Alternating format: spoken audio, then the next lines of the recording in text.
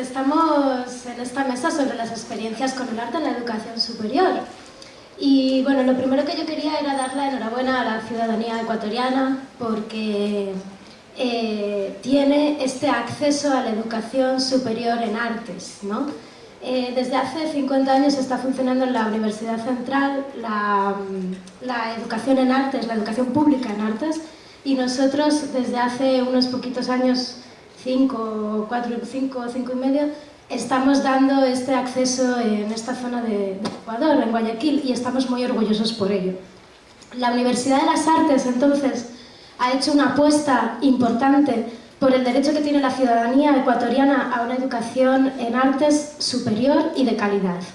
Esta apuesta es una apuesta incómoda, puesto que implica poner sobre la mesa algunas cuestiones que son muy importantes.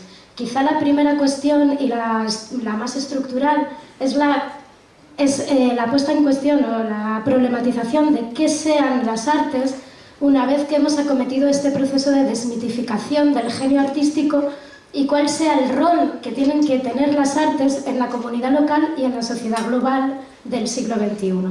Entonces, la apuesta por una educación superior en artes y de calidad parte del reconocimiento y de la toma de conciencia de una especie de estado de alienación estética en el que hemos estado históricamente inmersos, que nos ha ocultado la posibilidad de un pensamiento sensible y de una sensibilidad pensante.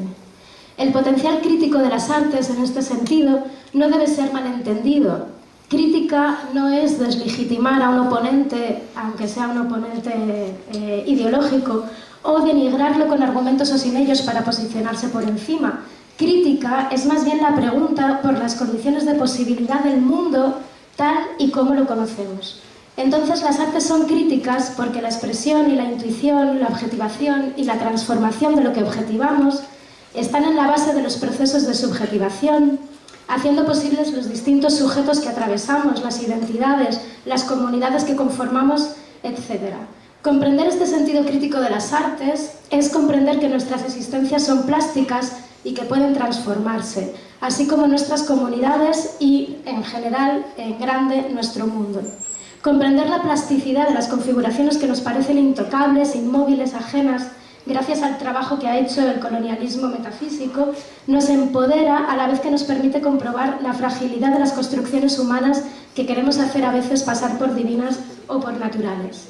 El acceso a la educación en artes, pues, para la ciudadanía, representa este acceso a la perspectiva sensible desde la que se puede transformar todo, lo que significa enseñar, los cómo de los aprendizajes, las experiencias de los cuerpos, la arquitectura de los cánones, de las aulas, de los procesos, la relación con los demás. Todas estas cuestiones son críticas para la educación.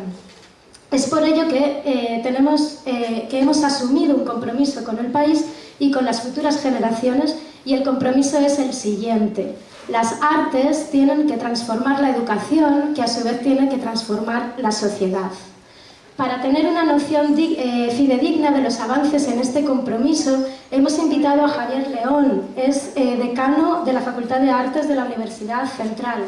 Y tenemos, por supuesto, a nuestro rector Ramiro Noriega, precisamente para poder pensar estos avances que estamos haciendo en materia de acceso a la educación superior en artes como un derecho ciudadano. No voy a hablar mucho más, les voy a simplemente a dejar con ellos porque lo que nos interesa es un poco debatir entre nosotros y debatir con ustedes a partir de estas nociones que nuestros ponentes nos van a ir poniendo sobre la mesa. Vamos a darle la palabra a Javier León.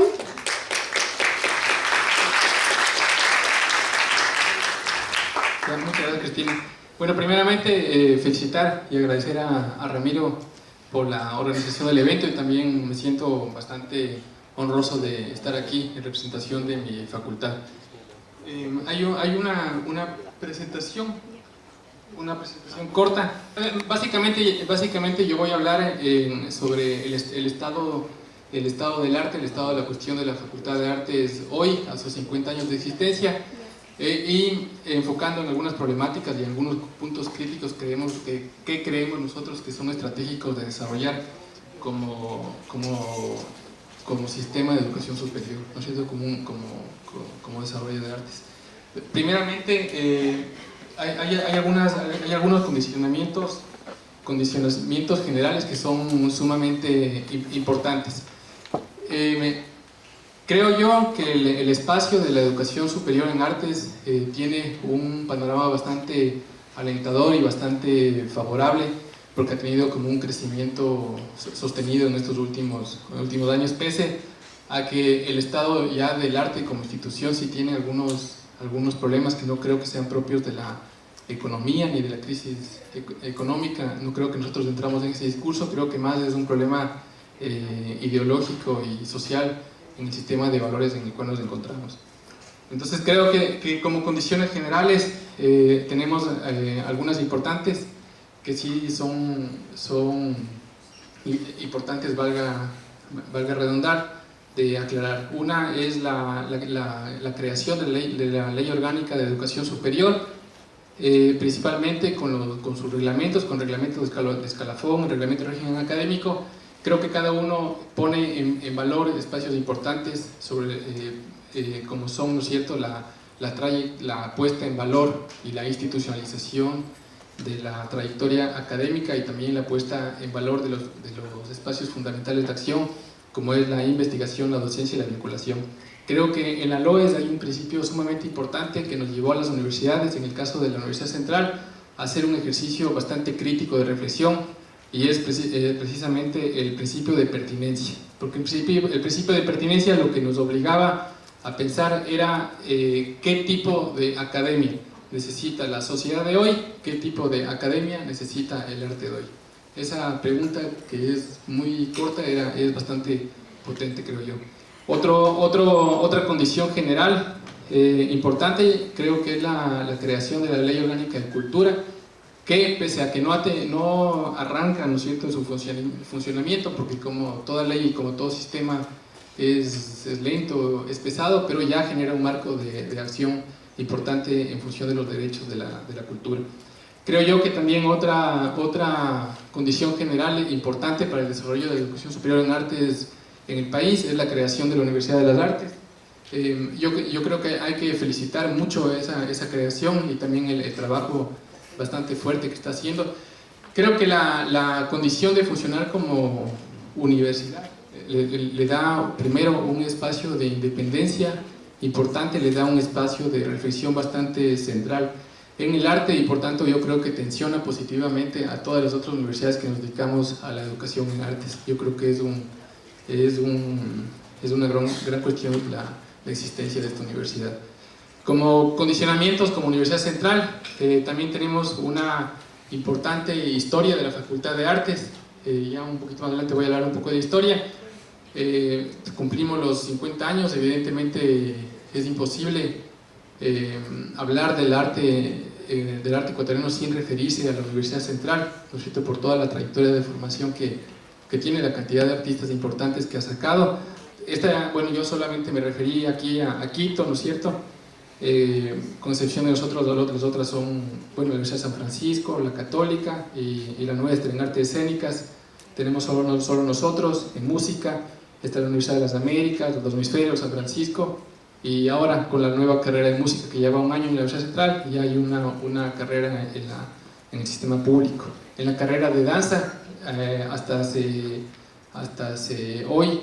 ahora, no había una carrera de danza. Ahora en octubre ya arranca la carrera de danza de la Universidad Central. Eso también es muy importante para nosotros. En la carrera de cine tenemos la Universidad de San Francisco, la Universidad de las Américas, y nosotros próximamente, en un año más o menos, ya tendremos la carrera de cine en la Universidad Central.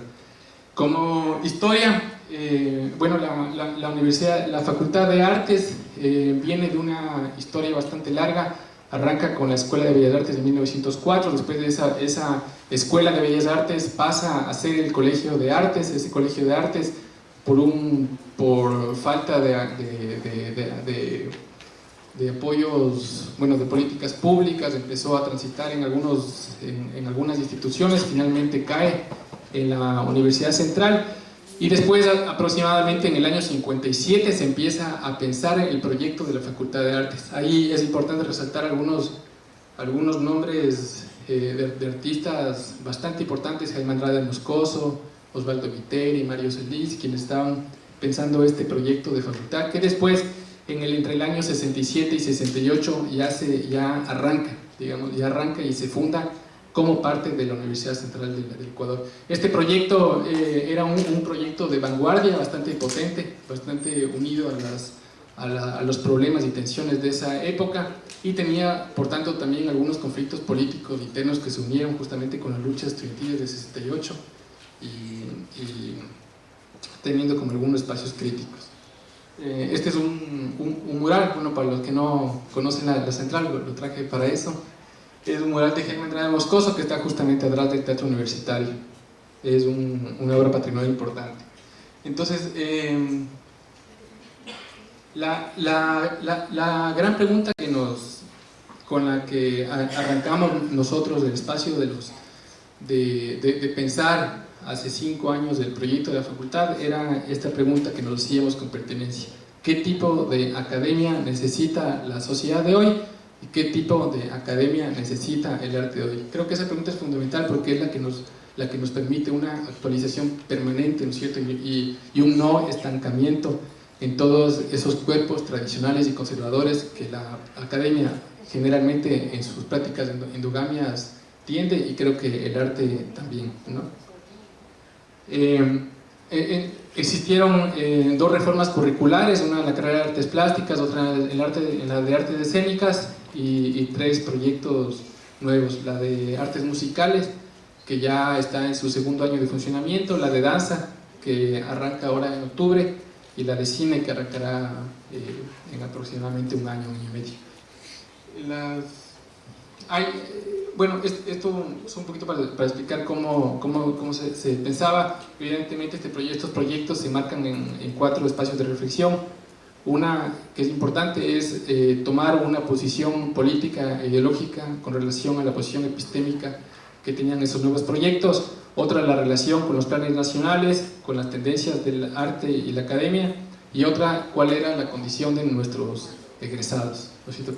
Cuál era esa lectura de toda esa gente que había salido de la Facultad de Artes, cuál había sido su lectura de qué les dio a la facultad, ¿no? Entonces, con eso se generaron unos estudios, hubo un feedback también de sectores externos, y finalmente se generaron como algunos puntos de tensión.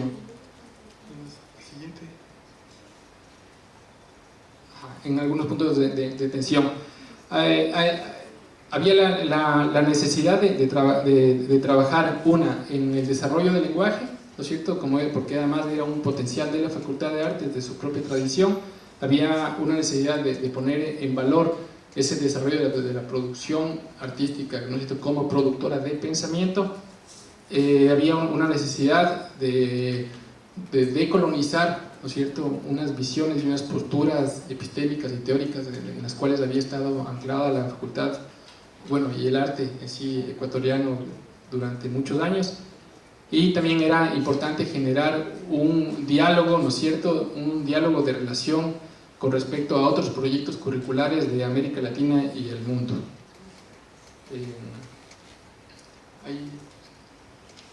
Sí, en la siguiente. Sí, entonces ahí, haciendo un resumen, se generó un espacio de tronco común, ¿no es cierto?, similar también al que tienen aquí en la Universidad de las Artes. Hay unos espacios de movilidad, se generaron también propuestas de titulación en las cuales la producción artística, bueno, eso ya está en la ley también, la producción artística es figura como una modalidad de titulación.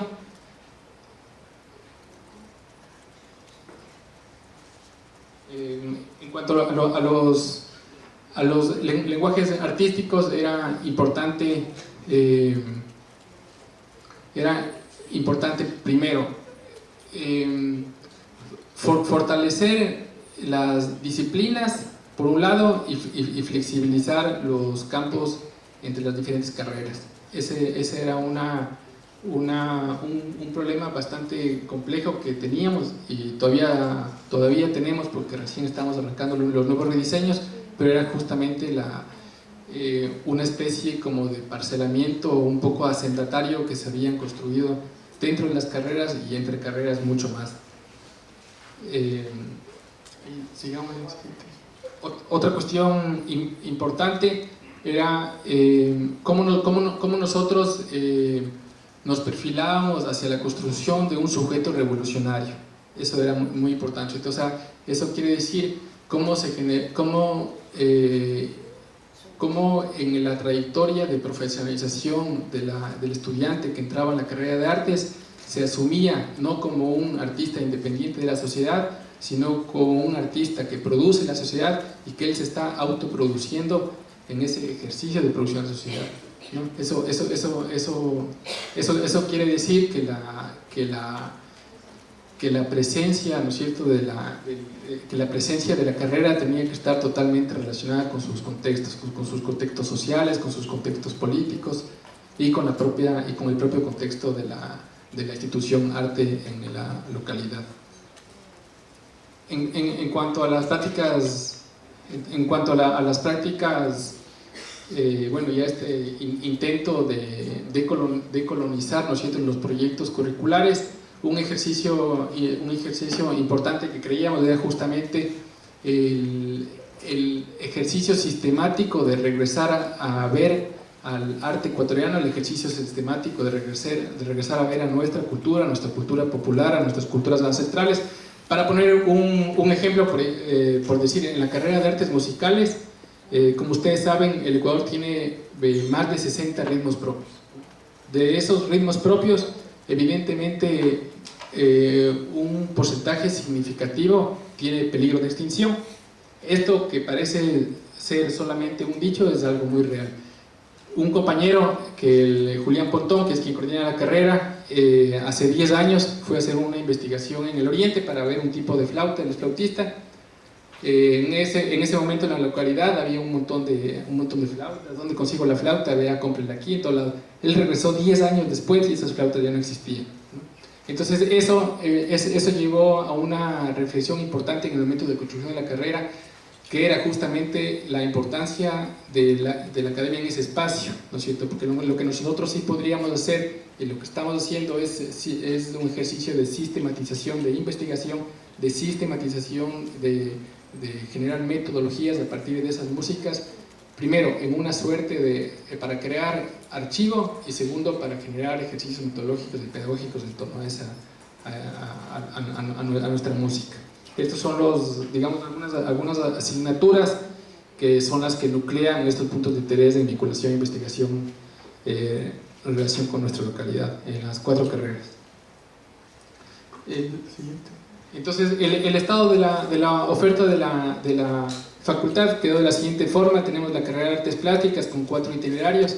El uno es en investigación y mediación, el otro que tiene que ver con laboratorio de producción artística, que está un poco más relacionado a la tradición de las artes plásticas, se podría decir, bueno, visuales, y también el arte público y arte y nuevos medios. Tenemos el área de artes escénicas, que históricamente había funcionado como una carrera de interpretación y ahora se abre hacia la dirección y dramaturgia y hacia escenotecnia también. La carrera de artes musicales tiene 4 itinerarios, uno en producción musical, otro en musicología, interpretación y composición, y la carrera de danza. Eso también abre espacio a 3 maestrías, la una en investigación, creación en arte contemporáneo, la otra en dirección y dramaturgia teatral y la otra en gestión cultural. Tenemos un centro que se está rehabilitando, que es en La Tola, que es un punto medular político y cultural de la ciudad, que es una casa patrimonial de 2.000 metros cuadrados, en donde estamos generando ahí un centro cultural que tiene más o menos la función de ser como una fábrica de artes y oficios, anclado un poco a un proyecto muy interesante que hay en la Ciudad de México, que se llama El Faro, que es una fábrica de artes y oficios, que justamente es una especie como de semillero de educación no formal en artes, ancladas a economías populares y también con un modelo de cogestión participativa con la comunidad. Finalmente, pasa igual. Sí, la siguiente.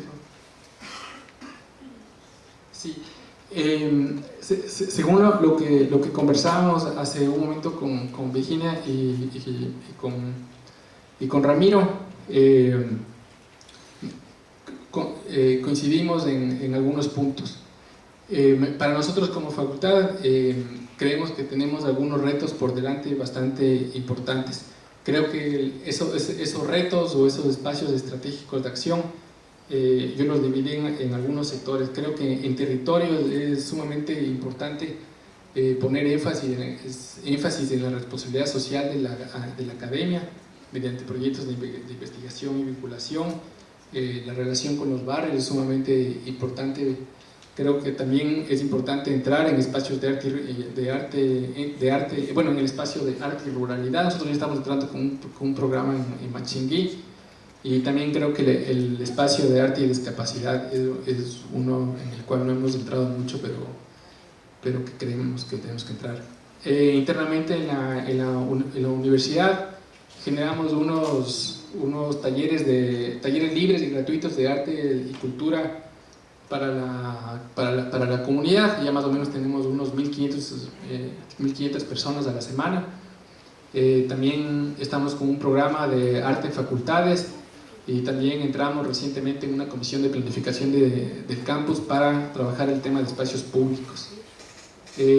Lo que está en la mira de desarrollo de estos siguientes 2 años es la creación de una dirección de cultura para la universidad y una suficiencia de arte y cultura para los estudiantes. En el sector de las artes creemos que es sumamente importante el espacio de la educación inicial y media, el espacio y el entrar de manera sistémica y orgánica en el RIEFAC, que es el Régimen Integral de Formación en Artes, Patrimonio y Cultura, que está constituido en la Ley de Cultura. Y con respecto al desarrollo académico, es sumamente importante fortalecer el espacio de investigación-creación. Creemos que las diferentes líneas de investigación y las diferentes posibilidades de crecimiento en torno a la investigación, el punto medular es el de investigación-creación en artes. Creo que ahí es donde nosotros podemos tener más injerencia. Creo que es medular transversalizar temas no solamente coyunturales, sino sumamente importantes y impostergables, como es el tema de género, de interculturalidad y la construcción de sujetos revolucionarios. Como ven, el motivo principal y la fuerza espiritual de todos estos proyectos en los cuales nos hemos volcado, ¿no es cierto?, obviamente con el apoyo de muchísimos profesores. Aquí está un profesor, Juan Arellano, que estuvo en la creación de la carrera de danza.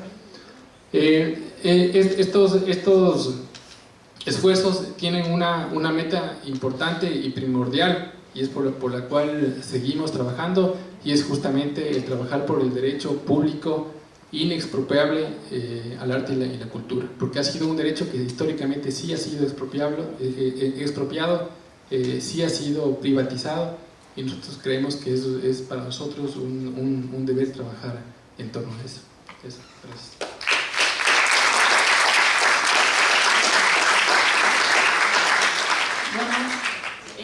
Bueno, muchas gracias por la invitación. Como ha dicho Cristina, yo vengo invitada como docente y desde hace casi un año directora de la carrera de Pedagogía de las Artes y Humanidades que compartimos entre la UNAE y UARTES. Entonces vengo a compartir apuntes y reflexiones de una investigación que recién comienzo en este semestre al enfrentarme a la dificultad de la coordinación de esta carrera, de cuál es el perfil de docente especialista en educación en artes o docente artista, y todas las complicaciones y contradicciones que hay en esta figura de docente artista. Y justamente yo vengo más de la historia de la educación, no soy historiadora del arte de formación, luego doctora en didáctica, por lo tanto yo no puedo entender la identidad docente sin ir al pasado, ¿no? Yo soy historiadora, en ese sentido me vuelvo referente, ¿no?, en la historia de la educación, y he descubierto que aquí en el Ecuador realmente hay unos trabajos maravillosos sobre historia de la educación. Les recomiendo mucho el libro de Sonia Fernández, El maestro que redime, porque realmente he ido en esta investigación, y por eso intentaré hablar muy poquito para lanzar más preguntas al público, en el sentido de lo complejo que es formar a este maestro que, por un lado, hay que entender la historia de la educación en el Ecuador y la historia del arte, ¿no?, de la educación artística en el Ecuador, que son cosas muy diferentes. Están las escuelas de Bellas Artes, por un lado, como bien ha explicado Javier, que tenemos el ejemplo de la facultad, ¿no?, de la Universidad Central, y luego, por otro lado, la formación que ha tenido el maestro en el Ecuador. En este caso, que ya he destacado el trabajo de la historiadora Sonia Fernández, es muy curioso descubrir, ¿no?, cómo en el Ecuador la figura del maestro ha sido una figura de control, y una figura de control muy compleja, en el que desde el gobierno de García Moreno, después con Eloy Alfaro y continuas, ¿no?, reivindicaciones políticas de todo tipo y de todo calaño, o sea, izquierda, derecha, siempre se ha visto al educador como un transformador, ¿no? De hecho, en la presentación de Cristina ha hablado de la transformación de la sociedad, ¿no? Eso es lo que esperas de un artista, que transforme la sociedad. Sin embargo, la figura del maestro en el Ecuador ha sido una figura de control muy compleja, porque además ha sido un maestro que controla a sus estudiantes, pero que a la vez es controlado. De hecho, lo que más me ha gustado de Sonia Fernández es que me ha ayudado a entender la burocracia de Ecuador. Para todo aquel profesor que trabaja, que dice, Dios mío, cuánta burocracia hay en esta, es que es histórica. O sea, realmente es súper difícil librarse de la burocracia en Ecuador, porque realmente hay una perspectiva histórica de la burocracia entendida como un ejercicio de control al maestro, porque él tiene el poder de controlar a sus estudiantes. Por lo tanto, aquí la figura del maestro artista que se encarga de transformar la sociedad se vuelve realmente compleja, en la que cómo vas a conseguir que un maestro especialista en arte genere ciudadanos emancipados cuando él está controlado y cuando el Estado le dice qué tiene que hacer. Entonces realmente se vuelve una figura súper compleja que, bueno, o sea, lo bueno de ser investigador es que todo te parece maravilloso cuando ves esta dificultad, pero realmente hace ver que esta figura necesita ser entendida en su contexto desde la perspectiva de historia de la educación y de historia de la educación artística, ¿no? Por eso es súper necesario entender esta perspectiva de las escuelas de Bellas Artes que surgen primeramente en Quito, en la que tú entiendes cómo algo tan liviano de entender las temáticas, el paisajismo, el costumbrismo. Aquí destaco la intervención de esta mañana del profesor de Luis Gabriel Mesa, que me ha parecido una reivindicación de cómo, un ejemplo de cómo justamente este maestro artista, ¿no? Cómo, mira, ahí está, felicidades, pues me ha gustado muchísimo, y yo le he dicho, digo, te voy a usar de ejemplo a la tarde. ¿Por qué? Porque él justamente como artista, pianista, ha hablado de un proceso súper complejo de la transnacionalidad, del proceso de identidad. El maestro de Educación Cultural y Artística, en el currículum de 2016, forma en identidad, alteridad y en entorno. Es decir, él ayuda a decir a los estudiantes qué es ser ecuatoriano, qué es el extranjero, le define también qué es el otro y les habla de su entorno. Pero claro, si no compenetras esta formación de maestro control y de artista liberador, se convierte en una persona vacía que folcloriza esa identidad, que es lo que vemos con los estudiantes continuamente en prácticas, una idea de la identidad folclorizada y una idea de arte transformador vacío de sentido. Por eso destaco mucho, ¿no?, el trabajo de Luis Gabriel, porque justamente ha trabajado la identidad desde la práctica artística, pero la musicología le ha ayudado a ponerle todo ese contexto, a hablar de personas, a poner caras. Por eso me ha gustado mucho el uso visual, ¿no? Qué importancia es poner cara y qué importancia es ver que la práctica artística viene de una perspectiva histórica. Y esa perspectiva histórica es necesaria, ponerle nombre, ponerle cara, porque si no se vuelve una identidad vacía, que es justamente lo que el Estado como herramienta de control necesita, ¿no? Ahí es cuando se vuelve útil el arte, cuando se vacía de contenido y se convierte en herramienta de control. De ahí viene la complejidad de qué artista, docente queremos formar, porque necesitamos que sea experto en ciertos contenidos, no tiene que saber, no solo saber hacer, tiene que saber contenidos, tiene que generar crítica, pero también al mismo momento tiene que entender que el arte no es un producto, sino un proceso artístico, y ese proceso artístico es muy complejo de enseñar, muy complejo porque ahí viene el doble, ¿no?, la doble vertiente entre docente, investigador, artista, ¿no? Y es súper complejo formar, hacer un equilibrio entre esos dos perfiles que tienen que convertirse en uno. Y claro, justamente, o sea, Luis Gabriel no podría hablar de los años y años que le ha llevado una ponencia que a mí me ha encantado de 1 hora, pero claro, detrás de esa obra es el iceberg o iceberg, perdón que soy española y digo iceberg, pero es la punta del iceberg de una investigación de años y años en el que ahí es cuando consigues entender cuál es el proceso artístico y consigues entender qué es la identidad de una manera compleja, no folclorista. Y es súper importante hablar de transnacionalidad en ese sentido, de ver las fronteras, de entender qué es una frontera, de entender qué es una herramienta artística. Y se convierte en esa complejidad en la que realmente da vértigo cuando te conviertes en director de una carrera que dices, Dios mío, ¿cómo lo consigo? ¿No? Ya lo he visto claro, pero el horizonte es muy, muy complejo. Y bueno, solo voy a quedar aquí para intentar que bueno, todas estas ideas se hablen con el público. Así que paso a Ramiro.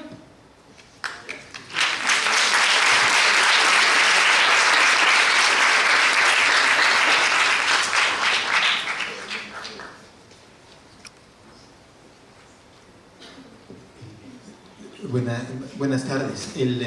Estoy contento de estar aquí. Gracias, Cristina Morales, por esa introducción. Estuvimos ya con Virginia y con Javier conversando esta tarde. Tuvimos la suerte de pasar algunos minutos juntos. Y no es la primera vez, ¿no? Eso yo quiero decir en primer lugar. No somos islas, ¿no? Esto no es un proyecto aislado de otro proyecto y otro proyecto. Yo creo que ese habría sido el máximo error en la formulación y en el desarrollo de esta universidad, que inició casi exactamente hace 4 años y 3 o 4 meses, ¿no? Con la puesta en marcha de la comisión gestora, ¿no? Entonces, no se ha tratado de hacer un proyecto aislado, colocarnos por fuera de la historia. Yo creo que eso es fundamental, ¿no? ¿Qué habría sido? ¿No? A menudo cuando hacemos proyectos uno piensa que va de cero, ¿no? Y tenemos como el impulso de hacerlo de una manera porque todo lo demás estaba mal hecho, y así no funciona, ¿no? Con Javier, desde que hemos estado gestando esta universidad, hemos estado hablando, ¿no? ¿Cuántas veces me ha invitado Javier a comer ensaladas de frutas en Quito? Es impresionante, ¿no? ¿Cuántas veces hemos estado hablando con él, con sus compañeros, intentando comprender las cosas, ¿no? Yo creo que eso es valioso. En Cuenca también, en Azogues, en Chuquipata, donde está la UNAE, nos hemos estado reuniendo. Ese diálogo creo que es importante, ¿no? O sea, no salirse, no desprenderse de la vida en el fondo, ¿no? De la vida y a nivel internacional. Veo aquí a mis colegas de ISA, de Cuba, ahora acabamos de estar en el Perú, en Corriente Alterna, no voy a mencionar a todos. La idea de que hay un proyecto en común, ¿no? Que no parece en común, pero que es un proyecto en común. Y eso creo que es importantísimo de decir en el campo artístico. En el campo cultural, diría yo, más ampliamente, ¿no? ¿Es eso común? Yo creo que no. Justamente por lo que decía Virginia y por lo que está sugerido en el inicio de la conversación de tu presentación, Javier, y es que hay unas condiciones, ¿no? Las condiciones son de todo tipo, pero las condiciones legales son importantísimas. ¿Qué tipo de estados hemos desarrollado? ¿Qué tipo de sociedades hemos diseñado con las leyes? Y si uno mira las leyes de cerca, la sociedad que hemos desarrollado en el siglo XX es una sociedad que paulatinamente fue dando las espaldas a lo sensible. Así de simple, ¿no? O sea, fuimos estableciendo una sociedad que se fue alejando como del agua, ¿no? Y no sabía que al final se iba a encontrar en un desierto tenebroso y pavoroso. Y el desierto tenebroso y pavoroso es el que estamos viendo ahora. Estoy pensando en términos ambientales, por ejemplo, en términos de diálogo social, en términos, le veo a Cristina, representante también de la mesa de género, una sociedad patriarcalizada por todas partes, ¿no? Y ese es el estado que nos inventamos, ¿no? Ahí es donde se explica la crisis, no solo de la educación superior en general, que hay una crisis fuerte, potente. Los de mi generación la conocimos muy de cerca. No sé, los jóvenes estudiantes ahora en la Universidad de las Artes, nacidos en la década del 90, ¿no? Ellos estaban en las escuelas y colegios todavía. Tal vez la generación que les antecede a ustedes se dieron cuenta de esa gran, profunda, dramática crisis del sistema de educación pública, no solo básica y media, sino especialmente la superior, ¿no? ¿Qué teníamos como universidades? ¿Qué tenemos todavía? Porque esa reforma aún no ha concluido. Teníamos unas universidades desprendidas de su... con excepciones, por supuesto, eso hay que decir, pero en general desprendidas de su razón profunda. Y ahí la pregunta de Javier es clave: ¿para qué? ¿Para qué existimos? ¿Para qué nos inventamos universidades? ¿Para qué las desarrollamos? La pregunta que a mí personalmente me aparece, y ojalá la comparta con la mayoría de personas aquí en la sala, es que las universidades sí son importantes, ¿no? O sea, que son espacios importantes y necesarios. ¿Pero por qué? ¿Para qué? ¿Cómo? ¿No? Todas las instituciones pueden ser objeto de su degeneración, así como pueden ser instituciones, ¿cómo decirlas?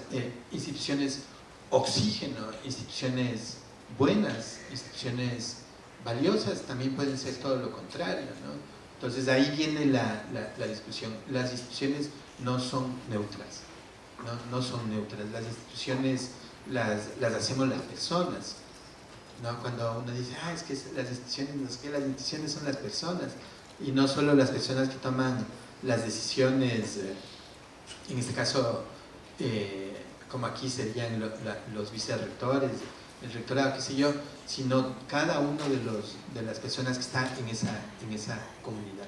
Nosotros hemos tenido la inmensa fortuna de haber recibido el encargo de hacer una universidad de las artes. Yo creo que eso hay que decirlo. O sea, esa es una oportunidad enorme, ¿no? Pero es una responsabilidad gigantesca, como señalabas tú, ¿no? ¿En qué sentido es una oportunidad enorme? Entonces, ahí han venido algunas ideas, ¿no? Vamos a hacer una universidad que parezca una universidad del siglo XX. ¿Ustedes harían eso? Ni muertos. O sea, ese sería el peor error, ¿no? ¿Por qué? Y entonces podríamos elaborar algunas respuestas, incluso en universidades tan prestigiosas como la Universidad Central, que tuvo un pico maravilloso, inspirador, yo diría en la década del 60, 70, 80. El teatro ecuatoriano de los 70 le debe un montón a la Facultad de Artes, ¿no? La pintura en este país, la escultura, cuántos artistas, pero también hemos visto en esa universidad una esclerosis, ¿no? La vimos fortísima. ¿Por qué? Esa universidad no hay que repetir, ¿no? Eso hay que tener claro. ¿Qué es lo que no queremos, ¿no? Cuando tenemos la oportunidad de hacer una universidad ahora, deberíamos ser capaces por lo menos de formular bien la pregunta: ¿qué tipo de universidad queremos? ¿No? Y nosotros, todas las personas que estamos aquí, tanto los estudiantes como todos nosotros, ¿no? También el público, la gente que viene de fuera de la universidad, tenemos que ser capaces y sentirnos invitados a responder a esa pregunta. Entonces, la universidad del siglo XXI no puede ser la universidad del siglo XX. Tiene que aprender de esa experiencia, pero no debe ser la universidad del siglo XX, ¿no? Hay unas condiciones que no son las mismas. Yo siempre digo, y a veces ya debo resultar un poco cansón, cómo hacer una universidad desprendida de los problemas ambientales, cómo hacer una universidad, como decía Alejandra Buena, que no sea feminista, sería una barbaridad. ¿En dónde nos colocaría la historia si no pensamos eso en términos de derechos, como decía Javier, en términos de justicia social, en términos de excelencia académica también, de calidad? Eso sería dramático colocarnos en un proyecto de esta naturaleza sin señalar esas cuestiones puntuales. Ahora, eso supone una enorme complejidad, ¿no? Hay respuestas que se pueden encontrar atrás, por supuesto. No todo lo que está atrás es malo, ¿no? Eso hay que sacarse también eso de la cabeza. Me dio chiste y orgullo también porque Sonia Fernández es mi tía. Estaba pensando en ella, se acaba de jubilar y acaba de publicar esta investigación larga, ¿no? No sabía, pues suerte, qué bueno. Ya le voy a mandar un mensajito. Por suerte has hablado bien de ella. Qué bueno. También hay que ser agradecidos, ¿no? Y hay que saber reconocer. No todo se debe hacer en las tensiones y en las rupturas. Aprender a dialogar con calidad, eso a veces no lo sabemos hacer bien. Entonces, ¿qué es esta universidad del siglo XXI y cuáles son las dificultades y cuáles son las capacidades, ¿no? La una es que una universidad institucionalmente tiene la capacidad de debatir. Tiene la capacidad de debatir. Y yo creo que a veces no lo hacemos suficientemente. Por eso ahora hemos iniciado un proceso de estos debates críticos, diálogos, que son una iniciativa de nuestro tronco común, como lo llaman ustedes, del Departamento de Teorías Críticas y Prácticas Experimentales de la universidad, son fundamentales. Si la universidad no debate sobre lo público, si la universidad no toca el nervio profundo de lo que le hace a la sociedad, entonces ¿para qué?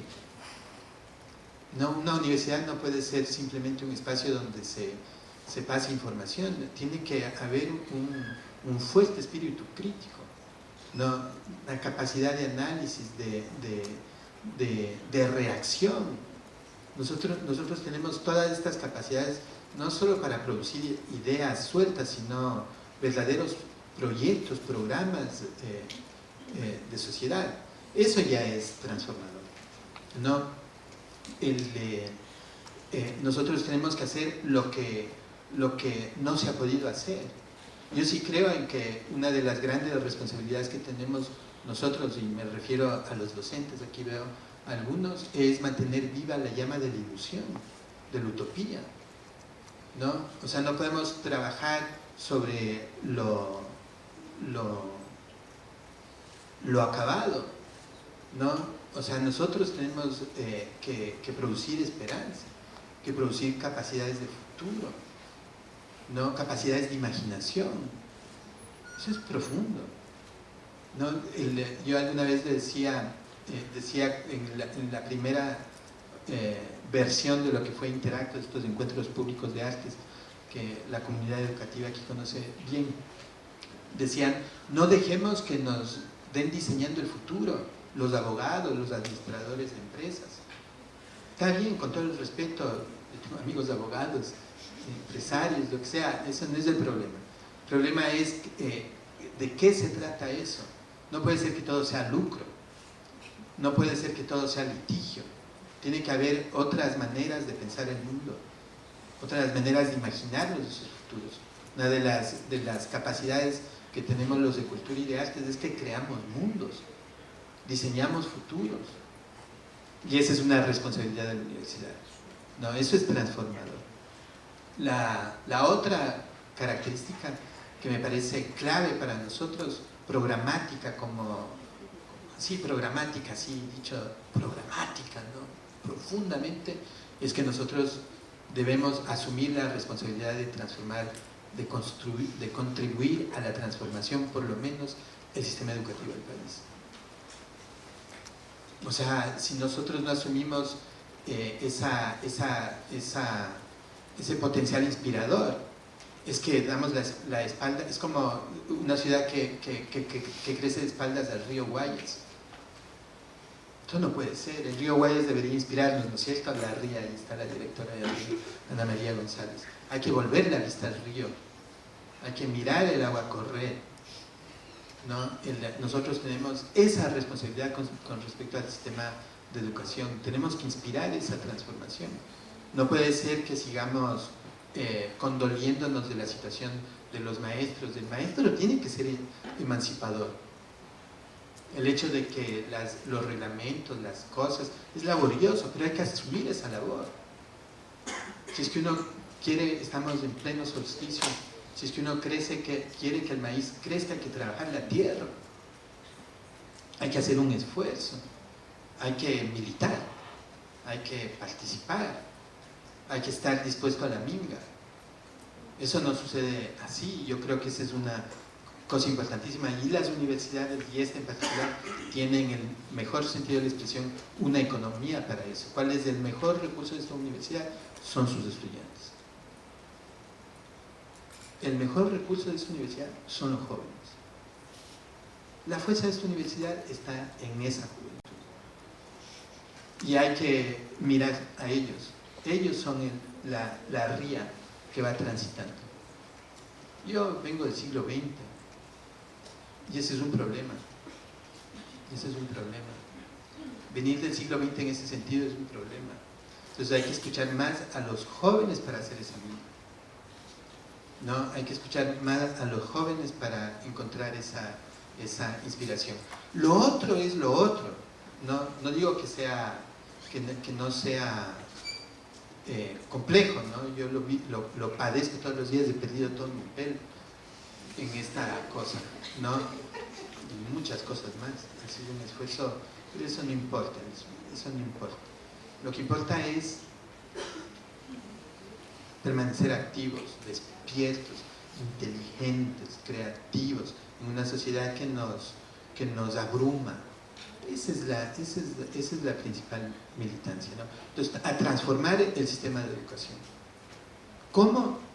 Afianzando esta idea de que no importa el producto, ¿no? Tú tienes toda la razón.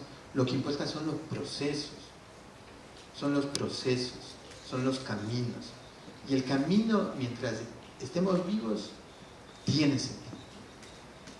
Tiene sentido. Y eso tenemos que decirnos más y más. Y hay que ir juntos.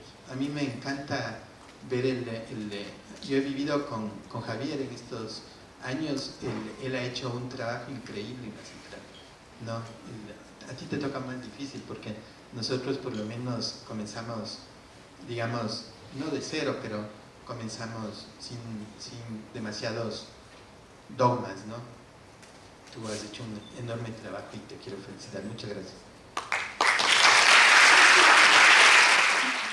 La educación pública y de calidad en artes es un derecho.